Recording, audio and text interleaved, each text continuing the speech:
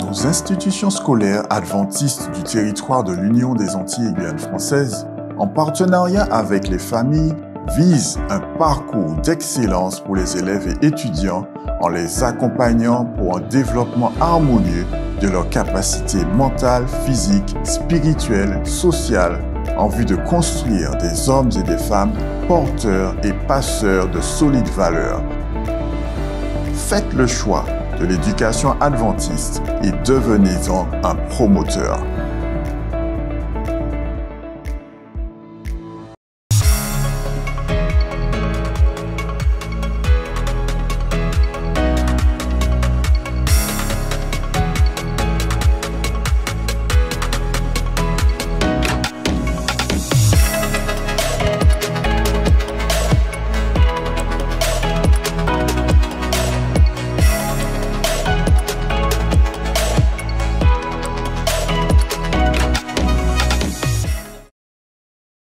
Aujourd'hui débute la semaine de l'éducation adventiste.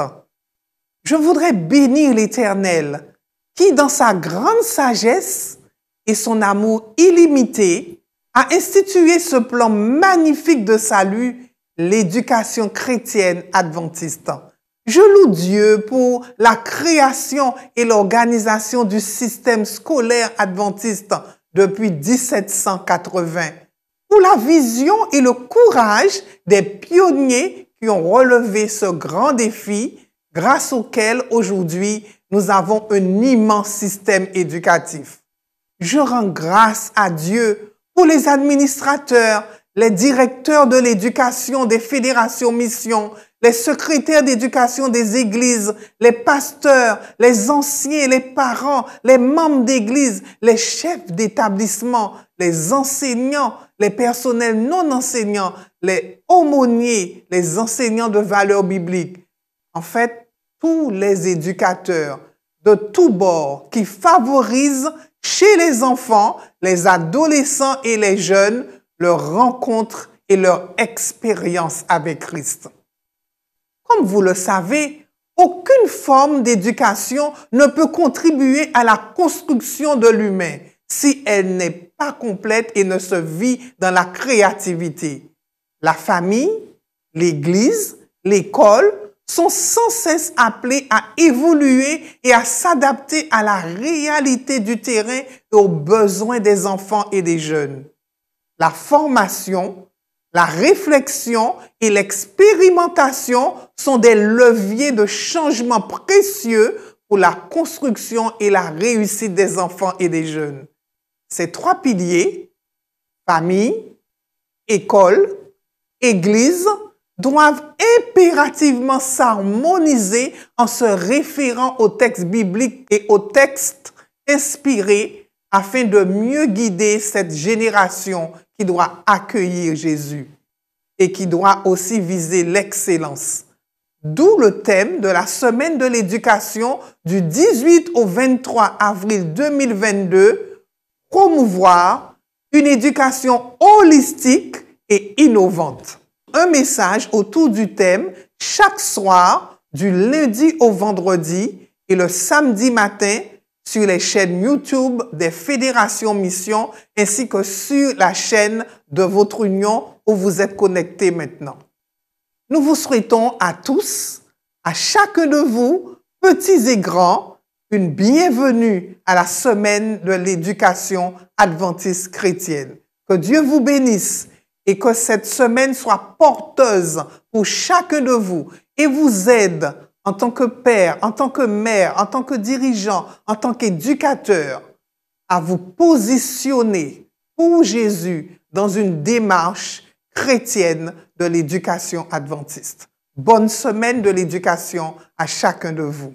Que Dieu vous bénisse.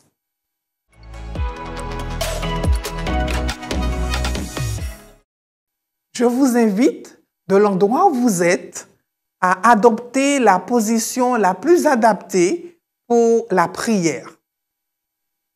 Père éternel, quelle joie de pouvoir te parler. Quelle joie de savoir que tu nous entends et surtout que tu nous exauces. Que toute gloire, honneur te soit attribué. Merci pour le privilège que tu nous accordes de vivre cette énième semaine de l'éducation. Merci parce que tu as suscité dans le cœur des pionniers de mettre en place le système éducatif de l'Église adventiste. Merci pour les hommes, pour les femmes qui se dévouent afin que les enfants, les jeunes intègrent les valeurs chrétiennes et éternelles. Merci pour le travail effectué. Merci Seigneur pour celui que tu as choisi en ce soir afin de nous présenter ce message, à savoir le pasteur Ethel.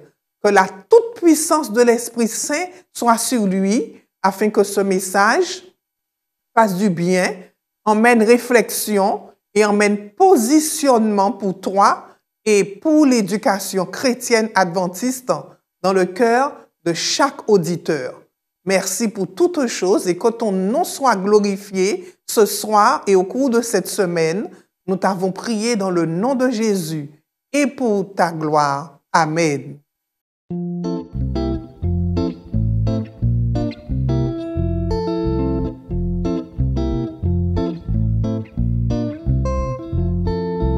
J'aime à penser que Jésus, mon sauveur, se fit enfant et naquit sur la terre, qu'il ait connu comme moi la douceur d'être porté dans les bras d'une mère. J'aime à penser qu'il aidait ses parents, qui protégeait et guidait sa faiblesse, et que soumis à leur commandement, il grandissait et croissait en sagesse. J'aime à penser que cet enfant si doux dut épeler la parole sacrée, qu'avec sa mère il priait à genoux, que par la foi son âme fut formée. J'aime à penser que Jésus à 12 ans montrait déjà son origine sainte lorsqu'il s'assit au milieu des savants et que du ciel il leur parla sans crainte. J'aime à penser que ce sauveur si grand est mon soutien, mon guide sur la terre, et que Jésus, pour moi petit enfant, a de l'amour même plus que ma mère.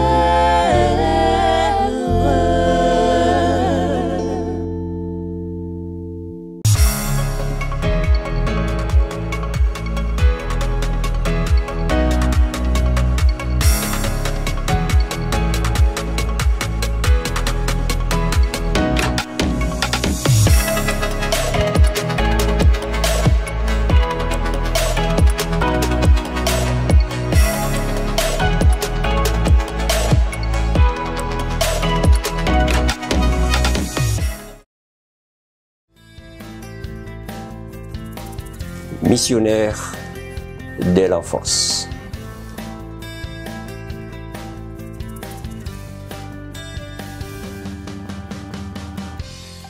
Quand nous parlons d'éducation dans le sens le plus profond, c'est l'accompagnement dans les principes et les pratiques.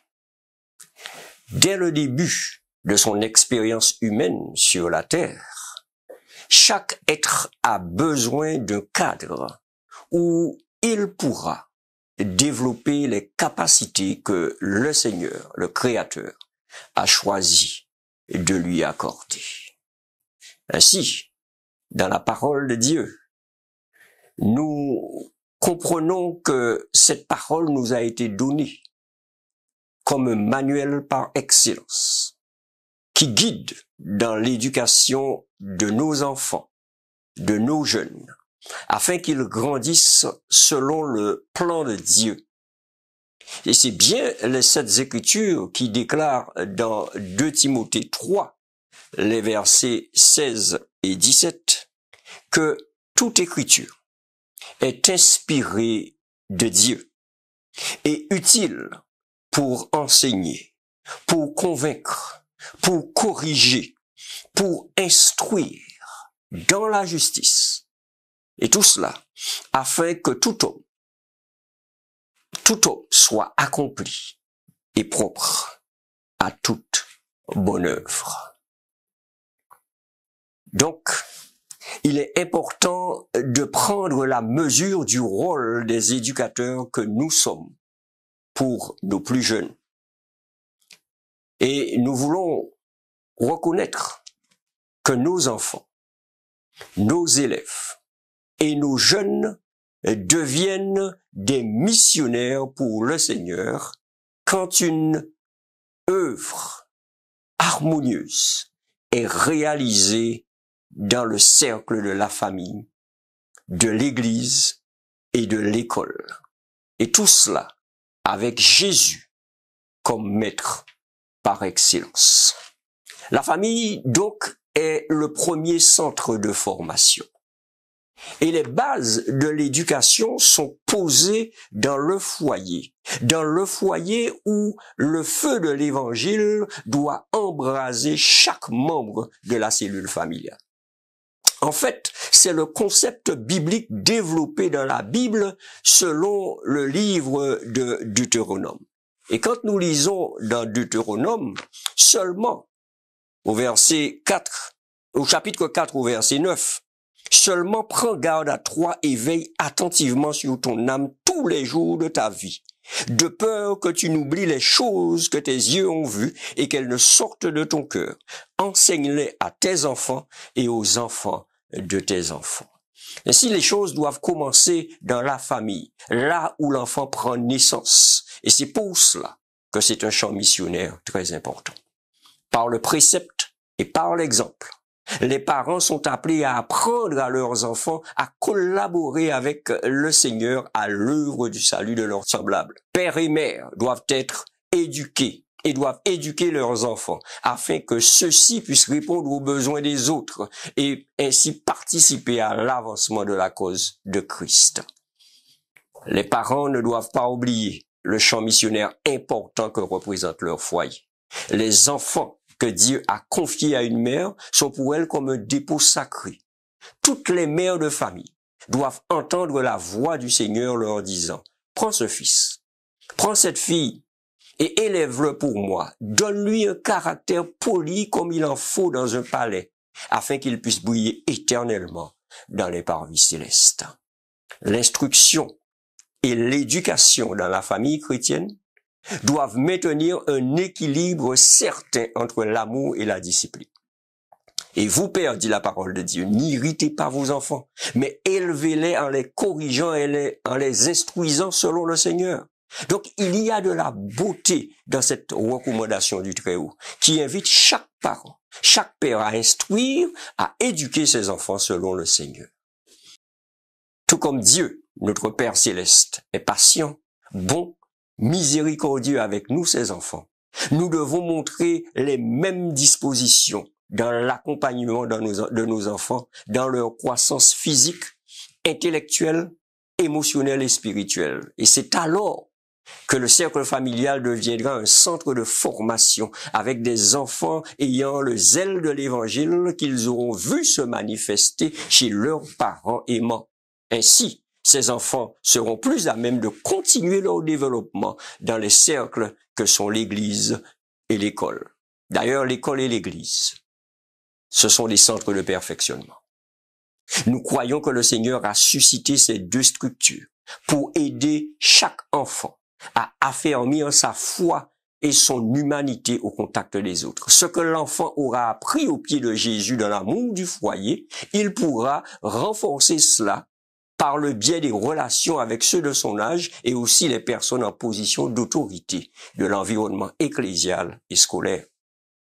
Il est important que nous puissions nous rappeler que le but principal de l'école et de l'Église, c'est de conduire l'enfant à Dieu et au salut tout en développant chez lui un caractère chrétien et toutes les facultés de l'étudiant, physique, intellectuel, psychologique, social et spirituel. Rappelons-nous, dans notre texte de base de 2 Timothée 3,16, que l'objectif final, c'est que chaque enfant sorti de nos foyers, de nos écoles, de nos églises, soit un homme, une femme parfaitement préparés et équipés pour accomplir toute bonne œuvre. Dieu lui-même a défini les contours de l'éducation chrétienne et il a donné à son peuple Israël dès les temps anciens. Il lui a dit, tu aimeras le Seigneur ton Dieu de tout ton cœur, de toute ton âme et de toute ta force. Et ces paroles que je te donne aujourd'hui seront dans ton cœur. Tu les inculqueras à tes fils et tu en parleras quand tu seras dans ta maison, quand tu iras en voyage, quand tu te coucheras, quand tu te lèveras. Tu les liras comme un signe sur ta main et elles seront comme des frontaux entre tes yeux. Tu les écriras sur les poteaux de ta maison et sur tes portes. Deutéronome 6, 5 à 9. Que ce soit le parent ou le maître d'école ou l'animateur à l'église, la responsabilité de l'éducateur est d'emmener l'enfant, le jeune, à approfondir sa communion avec Dieu en intégrant les principes de la Bible dans chacune de ses activités. Ainsi, chaque enfant peut devenir un disciple missionnaire auprès de ses amis, de l'école, de l'église, tout en découvrant sa vocation dans la connaissance et l'expérience au quotidien. Je me rappelle cette expérience.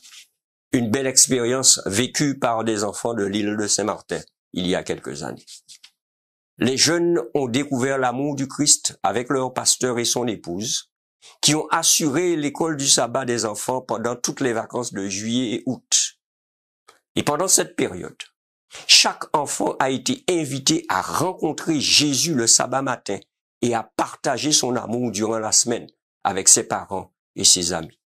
Certains ont invité leurs petits voisins ou leurs petites voisines et quelques semaines plus tard, certains de ces enfants de familles non adventistes se sont inscrits au club des aventuriers et éclaireurs. Et par la suite, l'Église a eu le privilège d'accueillir les parents à diverses activités telles que les investitures, les sabbats de visiteurs, autres programmes d'évangélisation. Si la mission de l'Église est de prêcher et d'éduquer, et si chaque activité de celle-ci trouve sa signification dans la participation à cette mission, alors, logiquement, les structures de l'Église adventiste seront toujours des centres missionnaires. Que nous soyons parents ou éducateurs, notre centre d'intérêt demeure le salut de nos enfants et de leurs semblables. Par conséquent, l'éducateur adventiste, tout comme le parent ou le cadre à l'Église, est un missionnaire à plein temps.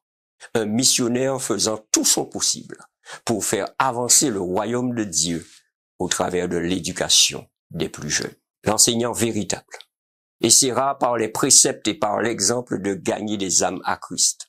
Le but ultime de l'enseignant devrait être la perfection du caractère chrétien, chez lui-même et chez les élèves.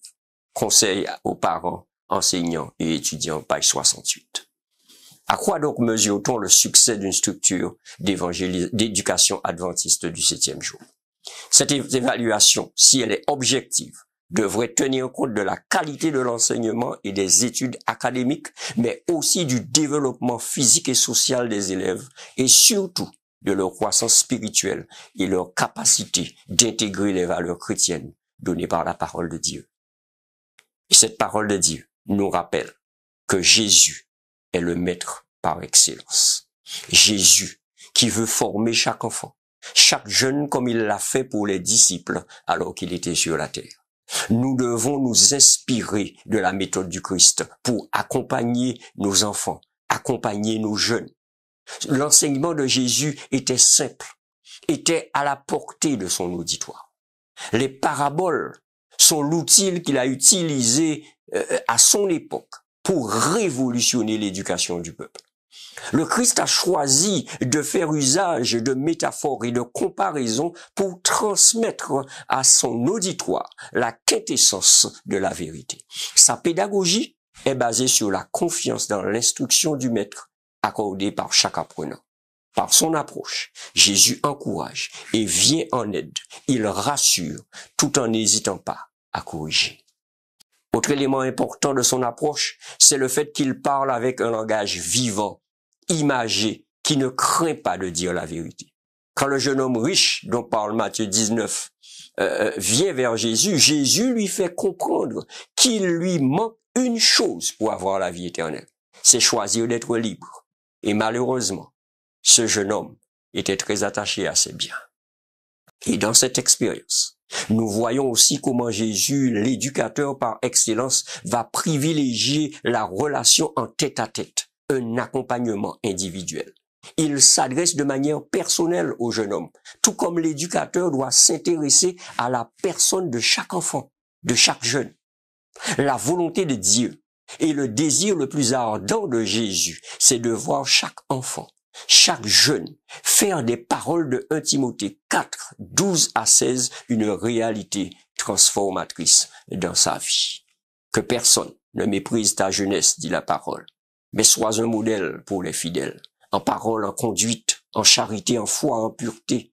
Et jusqu'à ce que je vienne, applique-toi à la lecture, à l'exhortation, à l'enseignement. Ne néglige pas le don qui est en toi et qui t'a été donné par prophétie avec l'imposition des mains de l'Assemblée des Anciens. Occupe-toi de ces choses, donne-toi tout entier à elles afin que les progrès soient évidents pour tous. Veille sur toi-même et sur ton enseignement.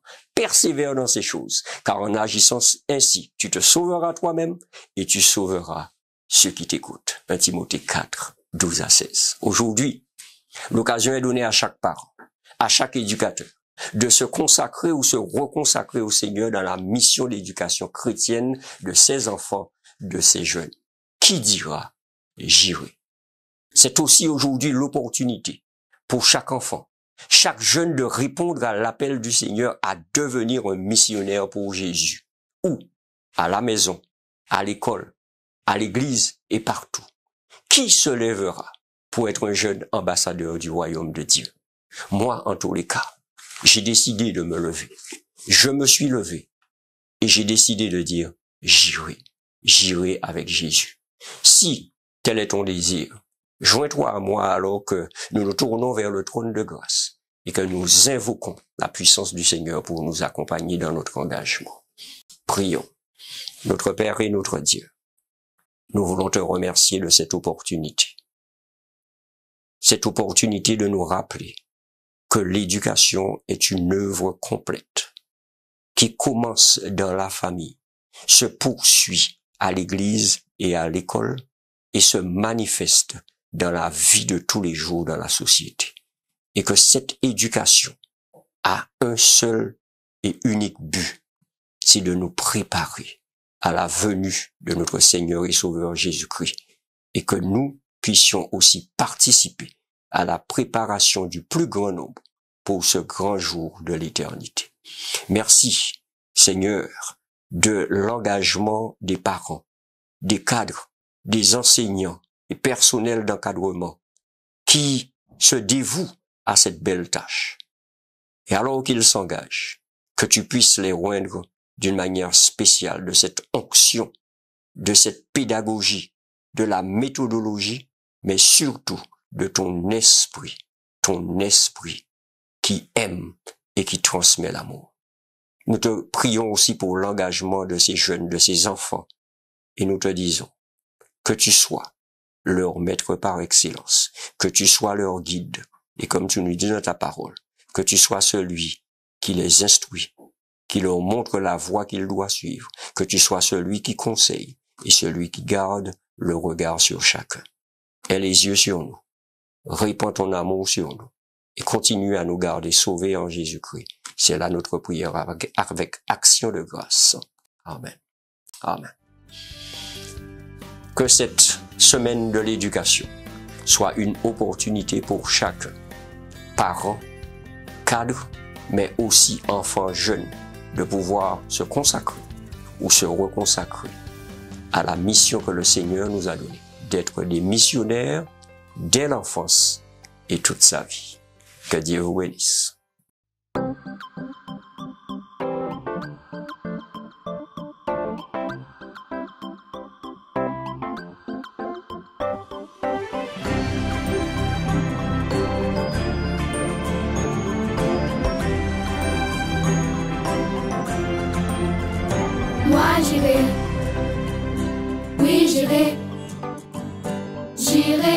tu me conduis, je suivrai chacun de tes pas. Moi j'irai, oui j'irai. J'irai partout dans le monde et ton amour je répondrai. Où j'irai. Les signes que je vois me disent que Jésus revient. Il reste peu de temps, il faut parler. Le monde a besoin que nous unissions tous nos voix. Viens dis avec moi, oui j'irai. Moi j'irai, oui j'irai. J'irai où tu me conduis, je suivrai chacun de tes pas. Moi j'irai, Jésus, oui j'irai. J'irai partout dans le monde et ton amour je répandrai. Où j'irai. Ouvre donc les yeux et regarde tout autour de toi. Bien des gens voudraient rencontrer Jésus. Élève tes deux mains et réponds de tout ton cœur. Je veux te servir et j'irai. Moi j'irai, oui j'irai, Oui, j'irai. j'irai où tu me conduis, je suivrai chacun de tes pas. Moi j'irai, oui j'irai, j'irai partout dans le monde et ton amour je répandrai. Où j'irai, j'irai où tu me conduis, oui mon Jésus, je te suivrai.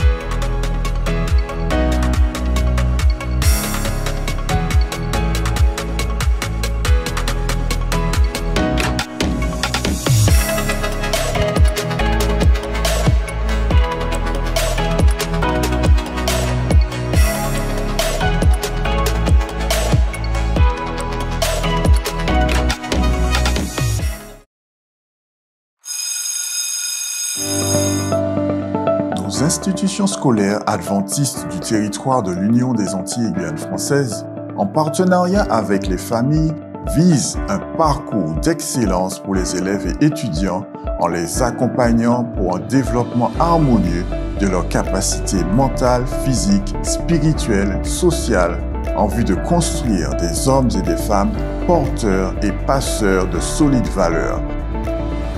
Faites le choix de l'éducation adventiste et devenez-en un promoteur.